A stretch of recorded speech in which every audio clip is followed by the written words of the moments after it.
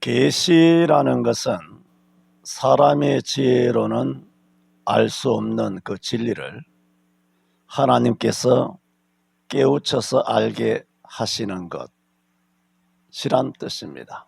이것을 성경적인 의미로 말한다면 하나님께서 당신을 보이시는 것, 이걸 계시라고 말합니다. 말씀이 육신이 되어 하나님께서 당신을 보이실 때 말씀으로 우리에게 보이셨다. 요한복음에는 말씀하고 있습니다.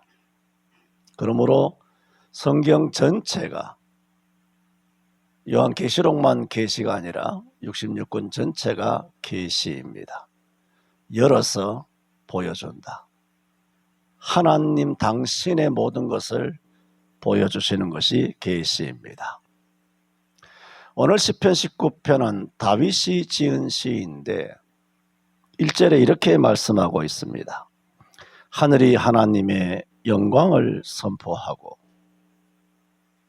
궁창이 그 손으로 하신 일을 나타내는도다 했습니다. 하늘이 하나님의 영광을 선포하고, 우리 이것 전에 다 암송한 성경 구절이죠. 암송한 것은 그냥 암송한 것일 뿐입니다. 성경을 읽은 것은 그냥 읽은 것일 뿐입니다. 시편 119편 18절이나 34절 말씀처럼 주께서 귀를 연다든가 눈을 연다든가 마음을 연다든가 깨닫게 하지 아니하시면 흰 거는 종이고 까만 거는 글자고 금년에 성경 10번 읽었다, 뭐 그런 것입니다. 의미가 없다는 것이 아니라 별다른 의미가 없을 수도 있습니다. 그러므로 항상 겸손한 마음으로 주께서 오늘 내게 무슨 말씀을 하시는가, 지금 1절을 말씀드립니다. 다 외우셨잖아요. 외우면 뭐합니까?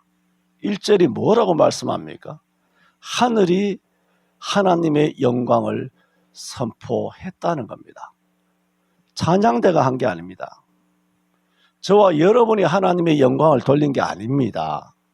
우리가 하나님께 모든 영광 하나님께라고 그렇게 생각하고 있는데 성경은 그렇게만 말씀하지 않습니다. 우리가 매일 이고 사는 그 하늘, 별 관심도 없이 하루에 한 번도 고개를 들고 쳐다보지 않을 하늘, 그냥 차 타고 다니면서 88도로 강변도로 싱싱 지나다닐 때 그저 마치 바탕색처럼 파랗게 색칠해져 있는 그 하늘, 하늘의 존재, 하늘은 항상 우리 머리 위에 있지만 하늘의 존재도 전혀 느끼지 못하는 채로 그냥 우리는 열심히 땅을 보면서 살아가고 걷고 뛰고 운전하며 그렇게 지냅니다. 제가 말씀드리는 것은 하늘은 하나님의 영광을 보고 있다는 겁니다. 하늘이 하나님의 영광을 보았다는 겁니다. 그러니까 영광을 선포하는 거 아닙니까? 하늘은 하나님의 영광을 보고 있어요. 하늘이, 우리 사람이 아니라, 믿음 좋다는 저와 여러분이 아니라 저는 만물의 피조물인 하늘이 하나님의 영광을 찬미했다는 겁니다. 보았으니까 영광을 찬미하는 거 아닙니까? 궁창이 하나님이 하시는 일을 나타낸다. 궁창도 하늘인데 오늘 이 말씀을 제목을 하늘과 궁창이라 했습니다마는 하늘과 궁창에 대한 건 여러분이 뭐 말씀드린 챗GPT한테 물어보세요. 구글에 가세요. 요즘 다 나오잖아. 싹 긁어. 드래그를 하든 긁어서 아는 척하면서 그렇게 짜집게 해서 그냥 알아서 봐. 성도들이 뭐 온갖 정보에 열려 있으니까 정보를 딱 보고 아는 줄 안다. 성경을 읽었다고 아는 줄 안다.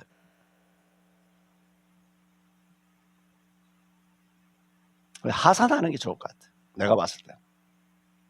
그냥 하산해요. 그냥 하산.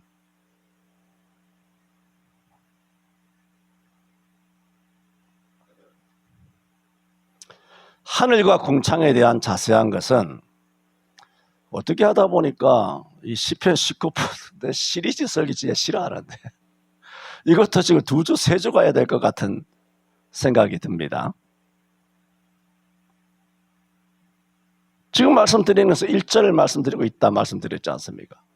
하늘이 하나님의 영광을 선포하고 궁창도 하늘인데 좀 다르긴 합니다만 궁창이 그 손으로 하신 일을 나타내는도다.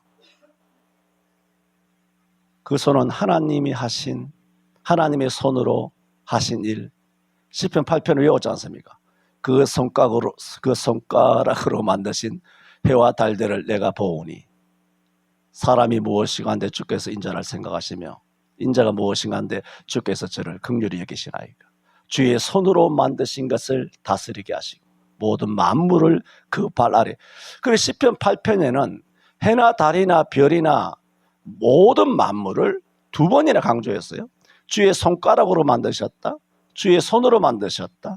오늘 19편 1절에는 그 손으로 하신 일을 나타내는 거다. 그러니까 이 궁창, 하늘이죠. 다 같은 하늘입니다만은 이 하늘이 하나님의 영광을 나타내는 도다. 그 영광을 보았다는 거예요. 또 궁창이 하늘입니다만은 하나님이 손으로 하신 일을 나타내는 도다. 그러니까 하나님이 천지 만물을 손으로 지으신 것을 본 거예요. 이거 그냥 천지 만물이잖아요. 하늘은. 이거 짐승이라 말할 수도 없고 말하자면 우리 인간 하나님의 형상으로 지음받은 우리와는 아무런 그야말로 비교가 되지 않는 그런 천지 만물에 지나지 않지만 이들이 뭘 보았다는 겁니까? 하나님의 영광을 보고 하나님이 손으로 하는 일을 다 보았다는 거예요. 그래서 하나님께 영광을 돌린다. 오늘 시편 19편에 말했잖아요. 그러면 이 끝입니까? 다윗이 지은 시인데 그는 3000년 전에 다윗이 이 시를 지을 때 그때 3000년 전 하늘이 하나님의 영광을 나타내고 손으로 하신 일을 나타내는 그걸로 끝입니까? 하나님 말씀은 살아있는데 이 하늘은 하나님께 피조된 창세기 1장에서부터 오늘에 이르기까지 지금도 바깥에 나가보세요. 하늘이 뭐하고 있는가? 궁창이 뭘 하고 있는가? 하나님의 영광을 보아요. 하늘이. 성경이 말했잖아. 성경이 말씀하고 있잖아.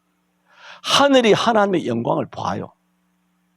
하늘이 하나님이 하신 손으로 하신 일을 지금도 나타내고 있다고.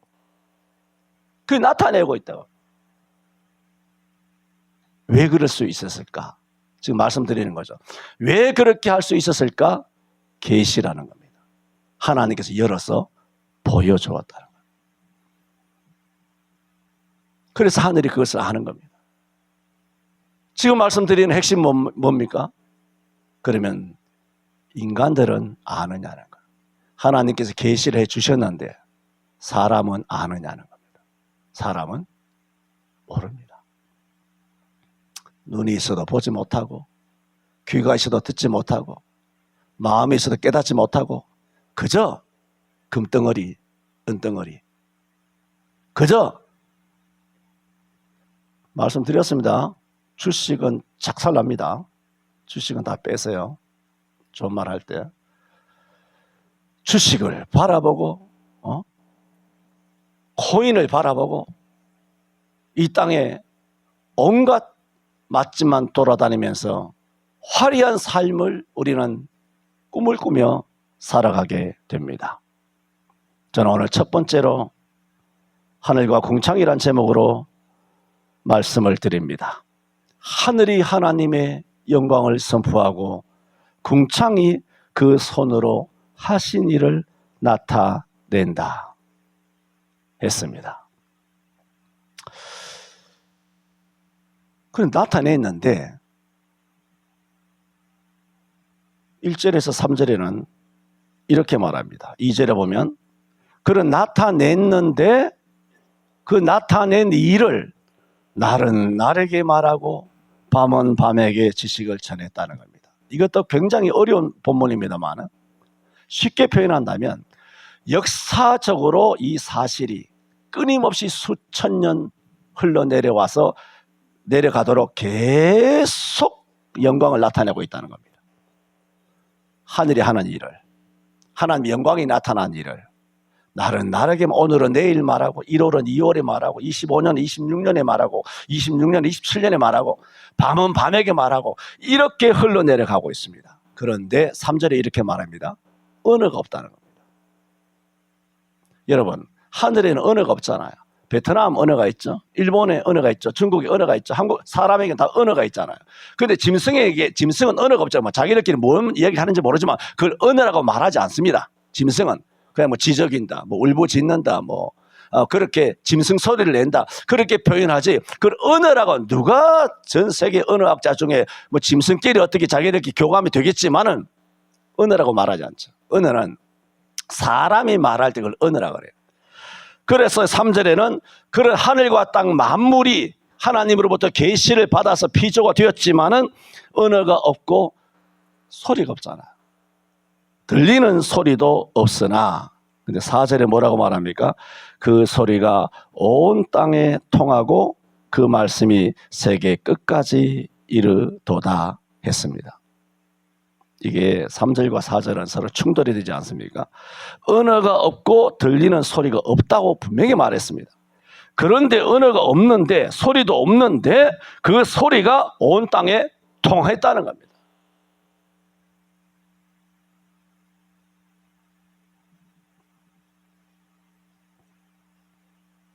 그런데 그것을 뭐라고 말하느냐? 그 소리가 온 땅에 통했는데 뒤에 이렇게 말합니다. 그 말씀이 세계까지 이르도다 그랬어요. 우리가 소리를 치면 이 강단에서 강단 끝에까지 소리가 전달되잖아요. 언어가 전달되잖아요. 언어가 있어야 전달되잖아요. 소리가 있어야 전달될 거 아니에요. 전달되잖아요. 그래서 하늘과 땅이 하나님의 영광을 돌리고 하나님이 손으로 하신 일을 나타낼 때 하늘과 궁창은 언어가 없어요. 소리가 없어요. 날은 날에게 말하고 밤은 밤에게 말했어요. 분명히 소리가 없다고 했는데 4절에 그 없다는 소리가 온 땅에 통했다는 거예요. 온 땅에 이르렀다는 거예요. 이 놀라운 말이죠. 소리가 없는데 어떻게 이릅니까? 어떻게 온 땅에 통합니까? 그 통한 것을 뭐라고 말하느냐? 그 말씀이 세계 끝까지 이르렀다는 거예요. 그러므로 소리가 없다, 들리는 소리가 없다, 은혜가 없다, 그 소리가 온 땅에 통했다라는 것은 실제로 날은 날에게 말하고 밤은 밤에게 지식을 전하고 하늘이 하나님의 영광을 선포하고 또한 궁창이 그 손으로 하신 일을 나타낸, 소리도 없고 언어도 없는 그 모든 것이 뭐냐? 사실은 하늘과 땅들이 실제로는 뭘 말하고 있냐면은 하나님의 말씀을 전하는도다. 그렇게 놀라운 이야기 아닙니까? 그래서 4절에 그 소리가 온 땅에 통하고 그 소리를, 그 말씀이 세계의 끝까지 이르도다 한 것입니다. 이게 뭔 의미냐면 천지 만물의 움직임, 천지 만물이 하나님께 영광을 돌리고 하나님의 손으로 하는 일을 나타내고 해와 달과 별들, 길거리에 있는 이름 없는 들풀조차, 아니면 우리의 옷자락을 스치는 바람이든 아니면 공기든 산소든 물이든 호수든 강이든 바다든 새든 짐승이든 뭐든 간에 천지 만물들은 실제로 지죽이고 부르짖고 자기들끼리 교감하는지 모르지만 바람 소리까지라도 실제로 그들은 뭘 전하느냐? 하나님의 그 말씀을 전하는 거다. 온 천지 만물이. 성경이 말하고 있잖아요. 왜 그러냐? 온 천지 만물에게는 하나님의 말씀이 들어있습니다. 하늘에게도 하나님의 말씀이 들어있어요. 해와 달과 별에도 하나님의 말씀이 들어있어요. 그냥 무턱대고 아멘 하지 말고 좀 생각 좀 해보세요. 아멘이 맞아요. 여기서는 아멘이 100% 맞지만은 잘 생각하셔야 돼요. 왜 생각해야 되냐면은 한 가지 의문이 생기지 않습니까? 어떻게 우리가 아니고 그들에게 성경 준 게 아니잖아요. 우리가 아닌데 어떻게 천지 만물 속에 하나님의 말씀이 들어있냐는 거예요. 한번 의문을 가져야 될 거 아닙니까? 그냥 이건 아멘은 맞아요. 맞지만은 천지 만물 아니, 말씀은 우리에게 주셨지 걔네들한테 준 거 아니잖아. 그들에게 어떻게 하나님의 말씀이 들어있냐는 거죠. 여러분, 어떤 시인이 시를 짓습니다. 혹은 어떤 작가가 그림을 그립니다. 어떤 또 예능인들이 작곡가들이 베토벤이나 슈베르트나 모차르트나 바하나 이런 사람들이 자기들의 교향곡을 지었지 않습니까? 자기의 모든 작가에서부터 손을 떠났어요. 그러나 소울이가 지은 그 시 속에는 뭐가 들어있나요? 소울이의 정서가 들어있어요. 소울이의 내면 세계관이 들어있어요. 소울이의 의중이 들어있어요. 화폭이 담긴 그림에도 작가의 그 마음이 들어있는 거예요. 기분 좋을 때는 기분이 들어있어요. 아니 미래와 어떤 꿈을 바라볼 때는 그런 소망스러운 그것이 빛깔이 남아있다고. 전부 다 심리 속에, 글 속에, 소설 속에 소설을 만들고 시를 만들고 그림을 만들고 음악을 만든 속에는 그 작곡가의 그 모든 것이 들어가 있어요. 왜 온 천지 만물 속에는 하나님의 말씀이 들어있는가? 하나님께서 그 천지 만물을 말씀으로 지으셨기 때문에. 창세기 1장에 있잖아요. 왜 해와 달과 별 속에 하나님의 말씀이 있는가? 왜 하늘과 궁창에 하나님의 말씀이 왜 들어있는가? 그 말씀이 들어있기 때문에 그들이 하나님의 영광을 보는 거죠. 말씀을 통하여. 들어있기 때문에 손가락으로 하나님이 일을 하신 거 아는 거예요. 그들은 말도 못해요. 소리도 없어요. 그래 그 소리가 온 땅에 통해요. 그 통하는 것을 4절에 그 말씀이 땅끝까지 이르도다 그랬단 말이에요. 온 천지 우리가 입을 다물고 복음을 안 전해도 이거는 주의해서 들으셔야 돼요. 왜냐하면 설교 시작도 안 했으니까. 전하지 않더라도 하나님께서는 당신이 말씀으로 창조하신 모든 피조 세계의 천지 만물을 통하여 어떻게 하신다? 영광을 받고 계시는 거죠. 모든 피조물을 통하여. 왜? 하나님 말씀으로 창조했기 때문에. 첫째 날 하나님이 뭐라고? 가라사대. 말씀하시되 빛이 있으라 하심에 빛이 있었고 그랬습니다. 그래서 빛이 만들어진 거죠. 창조가 됐죠. 빛이 창조가 되는 데 있어서 빛이 한 역할이 있습니까? 아닙니다. 그냥 하나님이 말씀하신 겁니다. 그러므로 빛이 창조될 때는 빛 속에는 뭐가 들어있느냐? 하나님의 말씀으로 창조됐기 때문에 당연히 하나님의 솜씨가, 하나님의 능력이, 하나님의 의중이, 하나님의 뜻이, 하나님의 말씀이 빛 속에 있죠. 왜? 하나님이 가라사대 말씀으로 빛이셨기 때문에. 둘째 날 하나님의 궁창 가운데 궁창 위의 물과 궁창 아래의 물로 나뉘라 하니까 그렇게 나눠졌어요. 그리고 둘째 날 궁창과 물이 만들어지는 데 있어서 궁창과 물이 한 역할이 있습니까? 아무것도 없습니다.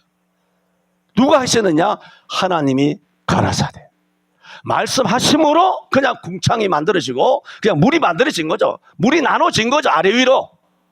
하나님의 말씀이에요. 그러므로 궁창과 궁창 위에 물 속에나 궁창 아래에 물, 그것이 모인 바다나 들에나 묻히나 그 속에는 다 뭐가 있느냐? 하나님의 솜씨, 하나님의 의중이, 하나님의 뜻이, 말씀이 그 속에 녹아 있는 거죠. 말씀이. 셋째 날, 여섯째 날까지 다 갈 필요는 없겠죠. 하나님이 가라사대 뭐라 그랬습니까? 땅에는 채소와 심에 있는 땅에는 풀과 심에 있는 채소와 각기 종류대로 열매 맺는 과목을 씨 가진 과목을 내라 하심에 그대로 되니라 그래요. 성경에 그대로 되니라.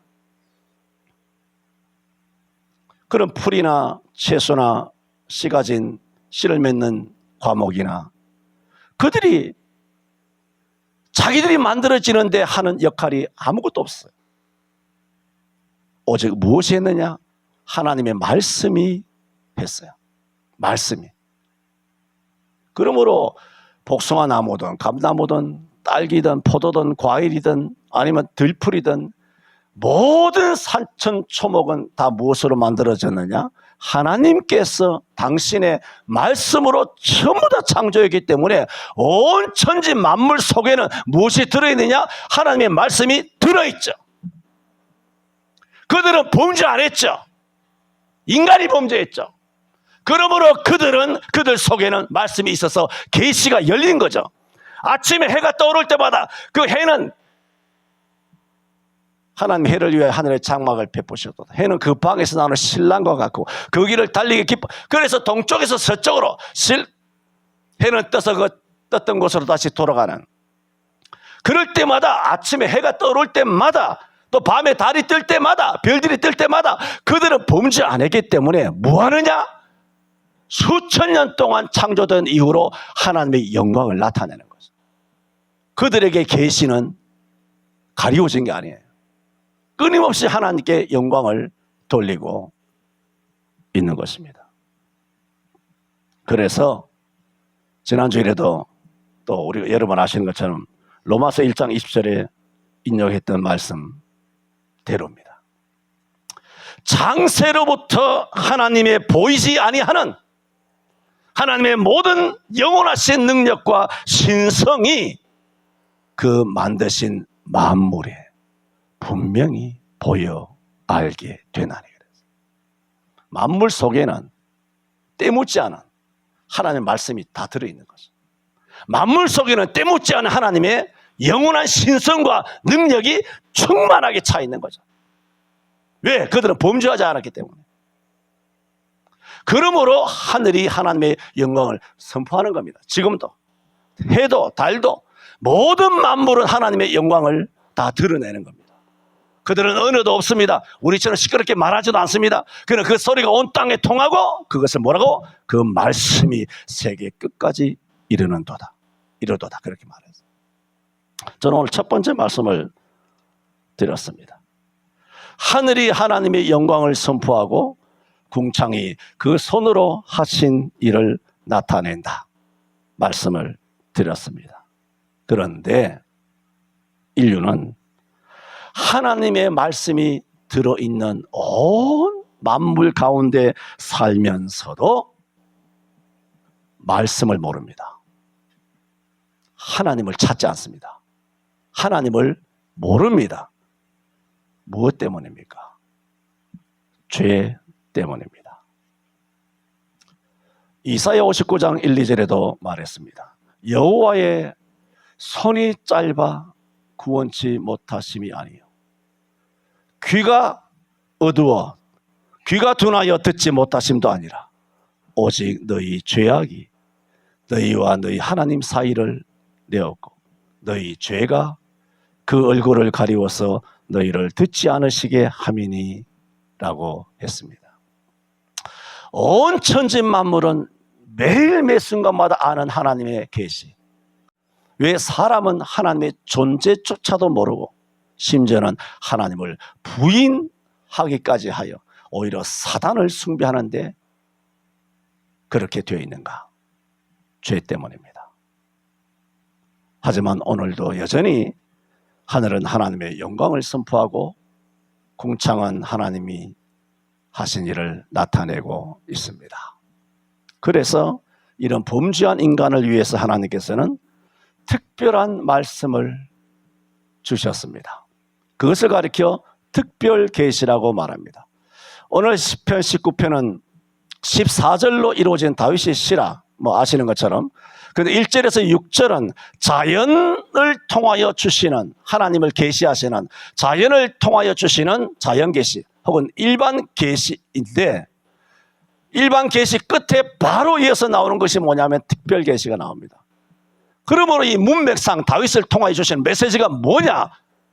이런 자연 계시로는 인간이 구원을 못 받는다는 겁니다. 왜? 인간은 타락했기 때문에. 그래서 특별 계시를 주신 거죠. 그래서 뭐라고 말합니까? 여호와의 율법은 완전하여 영혼을 소성케 하고. 그러니까 영혼이 죽었다는 거죠. 그걸 어떻게 소성케 하냐? 말씀이라. 여호와의 증거는 확실하여 우둔한 자로 지혜롭게 하니.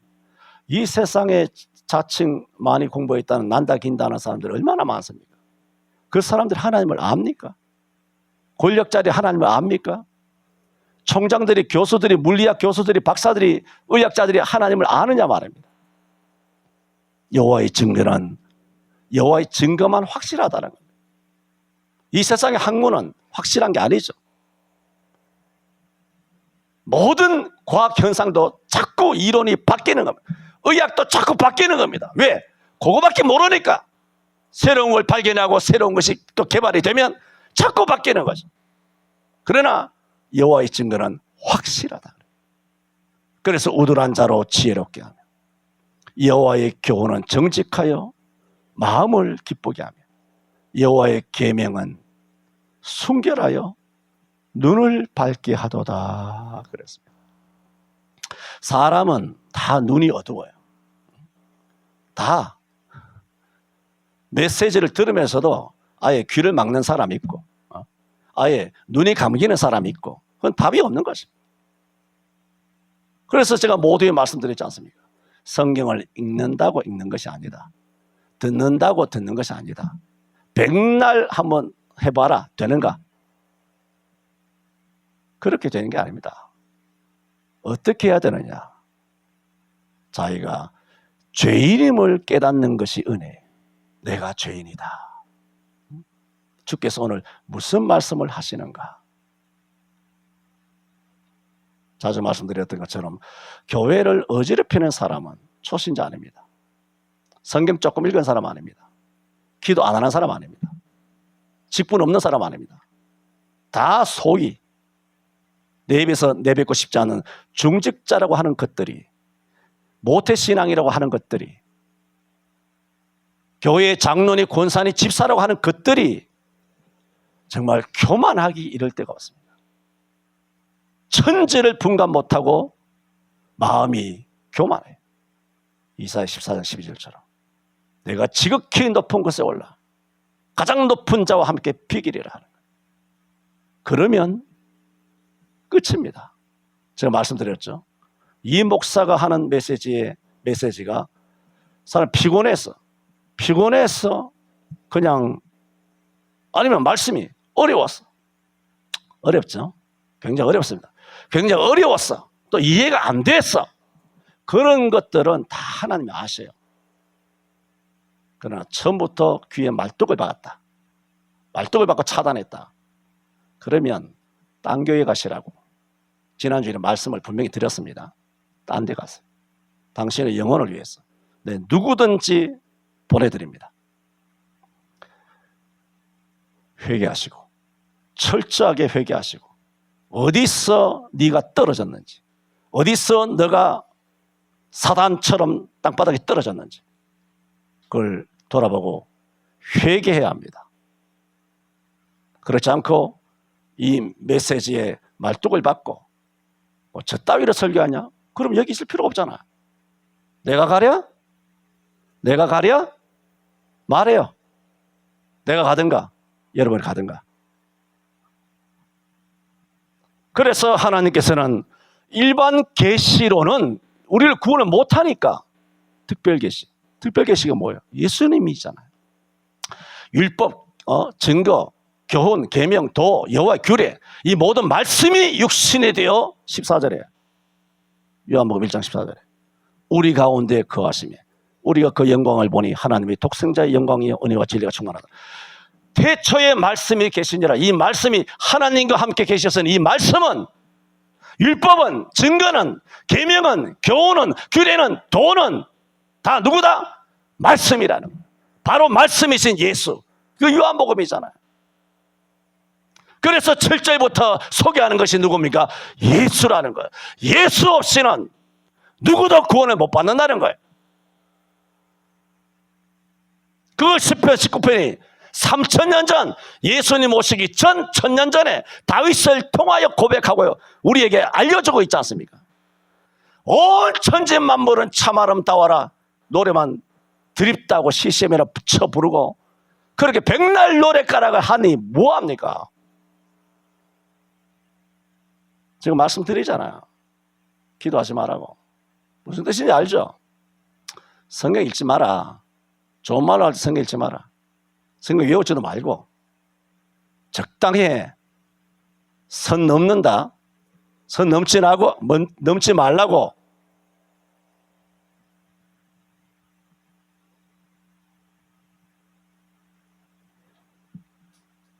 그래서 특별 계시를 주셨다. 7절에서 14절까지입니다. 누가복음 7장에 세례 요한이 제자들을 예수님께 보내면서 이런 질문을 던집니다. 주여, 선생님이요, 오실 그이가 당신이오니이까? 그때 예수님께서 보낸 제자들에게 이와 같이 가서 요한에게 답변을 하라 그렇게 말했습니다. 너희가 가서 내게서 내한테 와서 보고 들은 것을 요한에게 이르되 소경이 보며 안전병이가 일어나며 문둥이가 깨끗함을 잃으며 귀신이 쫓겨나며 또한 죽은 자가 살아나며 가난한 자에게 복음이 전파된다. 뭐라고? 하라 그랬어. 자, 이것은 예수님은 소경도 눈도 뜨게 하시고 또 안전병이도 일으키시고 문둥이도 깨끗하게 하시고 귀신도 쫓아내시고 죽은 자도 살리시고 나는 이런 병도 고치는 사람이다 라는 것을 이야기하는 게 아니잖아요. 지금 세례 요한의 질문에 답한 거 아니에요. 세례 요한의 질문은 뭡니까? 오실 그이가 당신이니까 당신이 메시아입니까? 라고 물은 거죠. 거기에 대하여 내 눈도 뜨게 한다, 문둥이도 깨끗하게 한다, 죽은 자도 살린다는 말은 내가 이런 능력을 갖고 있는 자다 그런 의미가 아니라, 소경을 고친다는 그런 의미가 아니라, 죽은 자도 살린다는 그런 의미가 아니라, 이런 표현을 통하여 실제로 말하는 것은 뭐냐면 너가 간절히 기다리는 내가 바로 메시아다 라고 설명하는 거 아닙니까? 오실 그이가 당신입니까? 그래, 나다, 내가 메시아다. 그걸 증명하는 거 아닙니까? 그 6가지 중에 제일 처음에 나오는 것이 뭐냐? 소경이 보며, 그렇게 나와요. 하나님께서 저와 여러분의 눈을 열어주시기를 바랍니다. 눈을 안 열어주면 천지 만물도 계시, 눈을 열어서 다 알고 있고 하나님의 영광을 나타내고 손으로 하신 것을 드러내고 영광을 나타내고 천지 만물도 다 하는 것을 하나님께, 예수님께서, 메시아 되신 예수님께서 우리 눈을 안 열어주면 하나님의 형상으로 지음받았다고 하는 피조 세계 만물의 영장이라고 하는 인간은 뭐냐? 눈이 열리지 않으면 하나님을 못 보는 거죠. 예수를 못 믿는 겁니다. 안 되는 겁니다. 그래서 일찍이 다윗을 통하여 특별 계시를 우리에게 기록해 놓으신 것입니다. 그 특별 계시가 바로 예수님입니다. 마지막 세 번째로, 이렇게 천지 만물의 일반 계시를 통하여 또한 말씀이라고 하는 특별 계시를 통하여 하나님께서는 우리를 구원하시기를 원하셨습니다. 하지만 우리 힘으로는 결단코 하나님 앞에 스스로 나아갈 힘이 없습니다. 우리는 스스로 하나님 앞에 못 나아갑니다. 다윗이 뭐라고 말했습니까? 12절에 이렇게 말하죠. 자기 허물을 능히 깨달을 자 누구리요? 나를 숨은 허물에서 벗어나게 하소서. 또 주의 종으로 고범죄를 짓지 말게 하사 그 죄가 나를 주장치 못하게 하소서.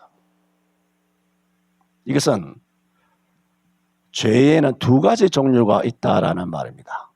하나는 12절에 허물이 있습니다. 허물은 죄 중에서도 가장 약한 겁니다. 허물은 여러분이 흔히 기도할 때 알고 지은 죄, 모르고 지은 죄라고 할 때 모르고 지은 죄. 우리가 모르고도 지을 수 있거든요. 어떻게 말하다 보면 의도치 않았는데 상대방의 마음을 긁을 때가 있잖아요. 의도치 않았는데 나중에 딱 말 뱉고 보니 내가 잘못했구나. 뭐 그럴 때 많습니다. 우리 살다 보면. 그렇잖아요. 형제가 아니든 부부가 아니든 부모 자식 간이라도 말을 어떻게 턱 내뱉고 보니 내가 애한테 너무 심한 말을 했구나. 뭐 그렇게 그게 뭡니까? 부시불식간에 저지르는 그런 모르고 짓는 죄. 그 허물이라 그럽니다. 그런데 13절에는 주의 종으로 고범죄를 짓지 말게 하사 다윗의 기도지 않습니까? 여러분 고범죄 이 고의로 계획적으로 자기 전인격적으로 범하는 죄입니다. 이것은 악하죠. 죄는 여러 가지 종류가 있습니다만 크게 오늘 12절과 13절을 통해서만 말한다면 허물이 있고 고범죄가 있습니다. 그런데 성경에 레위기가 이제 속죄죄를 이렇게 희생제물을 말하고 있지 않습니까? 우리가 일상적으로 짓는 거의 모든 죄는 희생제물을 통하여 속죄죄를 통하여 그 모든 죄는 용서받습니다. 그런데 고범죄는 희생제물로 용서 못 받습니다. 고범죄는. 민수기 35장 31절에 살인죄를 범한 고살자, 이 고범죄거든요. 계획적으로 사람을 죽인 고살자의 생명의 속전을 받지 말고, 이 희생제물이 필요 없다는 겁니다. 생명의 속전을 받지 말고 반드시 죽일지니라. 그래서 이런 희생제물로 속죄를 용서받지 못하는 두 가지 큰 죄가 있는데 하나는 뭐냐? 이와 같은 고범죄, 살인하는 죄와 하나는 간음죄. 이런 두 가지 허물이 뭐냐? 13절에 또 주의 종으로 고범죄를 짓지 말게 하사라고 13절에 말하고 있어요. 그런데 지금 이 기도를 누가 하고 있습니까? 다윗이 말하고 있지 않습니까? 다윗이 주의 종으로 고범죄, 이런 음행과 그리고 살인죄를 범하지 말게 하소서라고 다윗이 간절하게 기도하고 있는 시편 아닙니까? 그런데 실상 이 고범죄, 음행과 살인죄, 이 두 가지 가락한 용서받지 못할 죄를 지은 당사자가 다윗이잖아요. 용서 못 받아 이제. 희생으로도 용서 안 돼요. 속죄죄를 받지 말라 그랬어요. 반드시 죽이라 그랬어요. 그 당사자가 누굽니까? 다윗이. 다윗 이전에 그의 선조 레위가 한 말이에요. 레위가 했어요. 다윗에게 몰라서 범죄했을까요? 성경에 몰라서 우리가 범죄하나요? 다윗이 너무나 알았어요. 목사가 몰라서 범죄를 합니까? 다 알아요. 너무 잘 알아요. 그런데도 죄 중에서도 가장 치명적인 용서받지 못할 이 두 가지 죄를 자기가 덜컥하고 지어놓고 오늘 13절에 또 고백하기를, 이제 회개하고 용서받은 다음이죠. 또 주의 종으로는 뭡니까? 다시는 이 죄를 지으면 안 됩니다. 개가 토하였던 것에 돌아가고 돼지가 씻었던 몸을 그 구덩이에 누이는 것 같습니다. 또 다시는 주의 종으로 고범죄를 짓지 말게 해 주소서. 다시는 이런 일을 되풀이하지 않게 해 주소서라고 했다라는 말입니다. 그런데 생각해 보세요. 이런 기도를 다시라는 말을 하게 되고 또라는 말을 하게 되면서 이런 죄를 범치 않기를 간절하게 사모하고 있다라는 말은 무슨 뜻입니까? 그 전에 지은 고범죄, 용서받지 못할 죄가 용서받았다는 거예요. 이게 복음이에요. 오늘 시편 19편에서 말하는 이게 오늘 메시지의 핵심이라고. 용서 못 받아요. 레위기에 희생제물로도 안 된다고요. 반드시 쳐 죽여야 돼요. 이 두 가지 치명적인 범죄를 저질렀던 다윗. 그런데 이 다윗이 후에 시편 51편이죠. 용서받은 다음 언약의 사람으로 예수 그리스도의 조상이 됩니다. 그러므로 시편 19편 12절 13절은 뭘 의미하느냐? 어떤 죄도 하나님의 은총에 가리워진다는 거죠. 다윗처럼 우리를 이 같은 간악한 용서받지 못할 죄에서 빠져나오게 하실 분은 하나님밖에 없으시다는 거예요. 하나님의 긍휼과 인자와 자비와 용서밖에 없다는 거예요. 그것을 다윗이 말하고 있는 겁니다. 하늘이 하나님의 영광. 다윗도 얼마나 하늘에 이고 살았습니까? 사울에게 도망다니면서 이 산 저 산 이 골짜기 저 골짜기 돌아다니며 기드론 시내 지나다니면서 요단강 건너가면서 얼마나 수많은 세월 동안 하늘을 이고 살았습니까? 다윗은 범죄하고 회개한 다음에 깨달은 겁니다. 하늘도 아는 하나님의 영광을 나는 몰랐다는 거죠. 나는 이런 죄를 저지르고 있었다는 거. 하나님이 만드신 하나님의 영광을 찬미하는 그 찬양대 앞에서 예배당 안에서 끊임없이 말씀을 충만하게 듣는 하늘로 충만해 있는 은혜로 충만해 있는 그 세계 속에 살면서 나는 가락한 범죄를 이 땅에서 저지르고 있었다는 그 골방에서 숨어서 길거리에서 골목에서 그런 어마어마한 범죄를 내가 저지르고 있었더라 하면서 가슴을 쥐어뜯는 것이 뭡니까? 하늘이 하나님의 영광을 선포하고 있었다.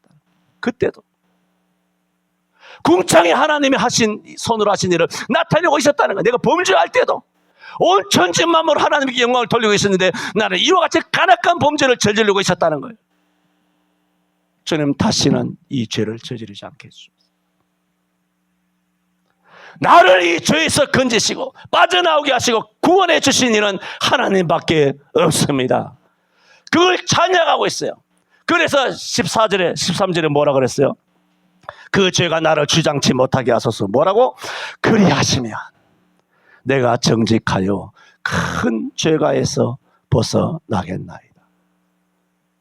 하나님의 은혜로만, 하나님이 이렇게 해주실 때만 내가 구원을 받을 수 있습니다 라고 고백하고 있습니다. 잘 아시는 것처럼 예수께서 가라사대 내가 곧 길이요 진리요 생명이니 나로 말미암지 않고는 아버지께 올 자가 없다. 나를 본 자 아버지를 보았다.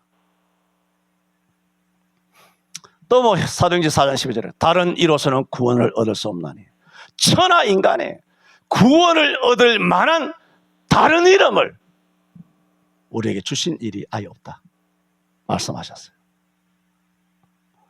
하나님께서는 오늘 시편 19편 말씀을 통해서 자연 속에서 일반 계시를 보게 하시고 성경이라고 하는 특별 계시를 통하여 우리를 구원하시기를 원하셨어요. 그래서 성경 주셨잖아요. 2000년 전에 성경 주셨잖아요. 여러분에게는 60년 전, 70년에 주셨잖아요. 아니면 5년 전, 10년 전에 성경 주셨잖아요. 그 성경이 여러분을 구원하는 것이 아니라 성경이 구원합니다. 성경이 구원하죠. 그러나 그 성경이 여러분을 구원하게 하는 그 성경이 되려면 예수께서 소경을 보게 하시고 하는 역사가 일어나야 됩니다. 성경 얘기만 구원받아요. 성경 얘기만 구원받는다고. 인도의 그 간디, 그냥 무폭력주의, 무주황으로 영국에 대하여 독립운동을 일으켰던 인도의 간디도 특별히 마태복음 5장 산상보훈 중에 팔복을 그렇게 해석하면서 간디의 모든 사상, 무폭력주의, 거기에는 예수님의 이 산상보훈의 교훈이 다 녹아 있어요. 그런데 간디가 예수 믿었습니까? 안 믿었잖아. 성경이 구원을 주셔요. 그러나 성경이 구원을 주시는 거 아니에요. 눈을 열어줘요. 예수를 만나야 돼요. 여러분 성경을 통하여 예수를 만나시기를 바랍니다. 백날 해도 안 된다. 성경 읽으면 읽을수록 공로가 되고 기도하면 기도할수록 공로가 되고 교만이 되고 죽는 줄 알아. 성경에 그런 거 없어. 당신은 성경을 통하여 이단이 되는 거야. 알아? 이단들이 다 성경에서 나왔잖아. 통일교, 여호와의 종교, 원목교 전부 다 전도관, 하나님의 교회 다 성경 아니야? 불경에서 나왔어? 하나님이 성경을 만만하게 생각하고 있어. 이 몸이 70년 동안 성경을 연구하고 성경을 수백 번 읽고 수천 절을 암송하고 신학적으로는 박사를 넘어서는 그런 엄청난 지식을 갖고 있지만 나는 지금도 여전히 그냥 겸손한 말이 아닙니다. 나는 말할 줄을 모르는 어린아이입니다. 근데 교회에서 성경 좀 읽었다가 종간 나갔던 새끼들이 죽고 싶어? 좋은 말로 하면 겸손하진 않아.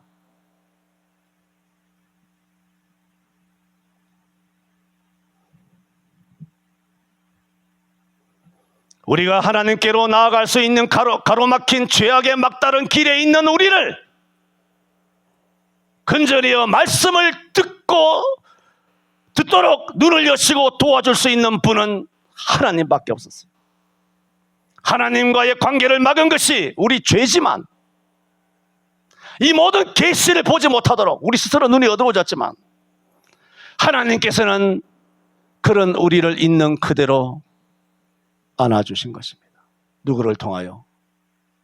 예수님을 통하여. 이거는 오늘 드린 말씀은 시편 19편에 대한 개론을 말씀드린 겁니다. 아마 둘째 주, 셋째 주 계속 말씀이 될 것 같습니다.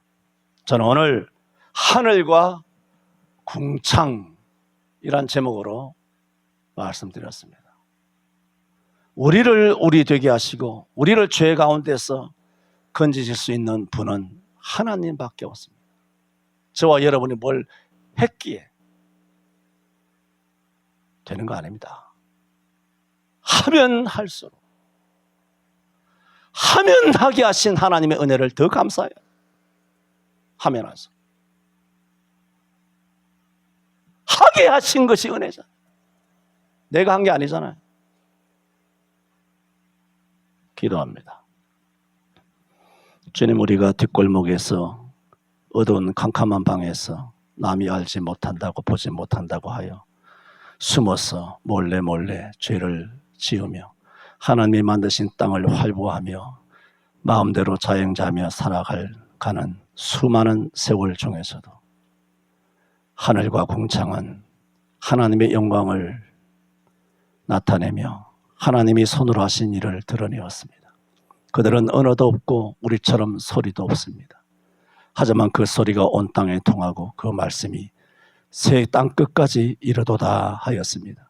주님, 피조물보다 못한 죄인들, 지금 우리를 불쌍히 여겨 오늘 우리의 눈을 열어 하나님을 아버지로, 예수님을 메시아로 만나게 하시고 우리를 구원하여 주신 은혜를 감사드립니다. 우리도 이처럼 다윗처럼 범죄에서부터 돌아온 하나님의 은혜로 말미암은 것을 알고 또 다시는 고범죄를 짓지 말게 하여 주옵소서. 그리하시면 정직하여 우리가 큰 죄가에서 벗어나겠나이다. 우리의 반석이시여 우리의 구속자이신 여호와여, 우리 입의 말과 마음의 묵상이 주의 앞에 연락되게 하여 주옵소서. 예수님 이름으로 기도하옵나이다. 아멘.